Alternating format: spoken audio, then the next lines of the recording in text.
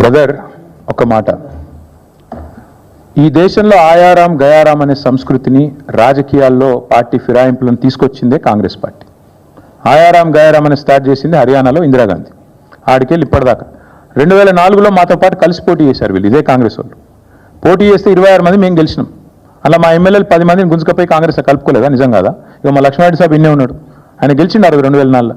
మాతో పాటు 26 మంది గెలిస్తే అసలు పార్టీ ఫిరాయింపుల సంస్కృతికి తెలంగాణలో బీజం వేసింది ఎవడండి? కాంగ్రెస్ వాడు కాదా? వాళ్ళు తీసుకున్నదే వాళ్ళు. మరి ఇప్పుడు నీవు నేర్పిన విద్య నీరజాక్ష అన్నట్టు మొన్న కూడా మళ్ళీ 10 మందిని తీసుకున్నారు కదా.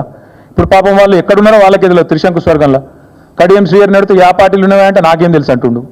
10 మంది ఉన్నారు, ఏ పార్టీలు ఉన్నారో ఎవడు చెప్పలేడు. పాపం వాళ్ళ బతుకంత ఘోరంగా అయిపోయింది వాళ్ళ అధ్వానంగా. నేనేమంటున్నా అంటే చేసిన వెధవ పనులన్నీ చేసి మా ప్రభుత్వాన్ని ఎవడ వడగొడతాడు. మేము వడగొట్టుడేంది?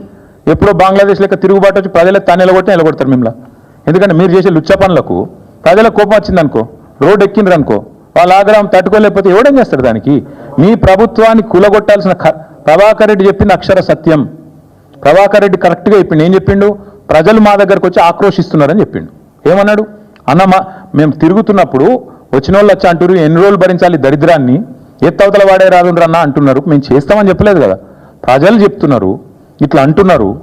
కొంతమంది అయితే మేము పైసలు కూడా చందాలు వేసుకొని ఇస్తాం రాబోయ్, వీళ్ళు కులగొట్టు రూక లొల్లిందని అంటున్నారని కూడా చెప్పిండు. ఎస్, మాతో కూడా అంటున్నారు, కానీ మేము కులగొడతామని చెప్తలేం. ఎస్, ఈ ప్రభుత్వం దరిద్రం, కాంగ్రెస్ కరోనా కంటే డేంజర్, ఎస్ ఇవన్నీ కరెక్టే.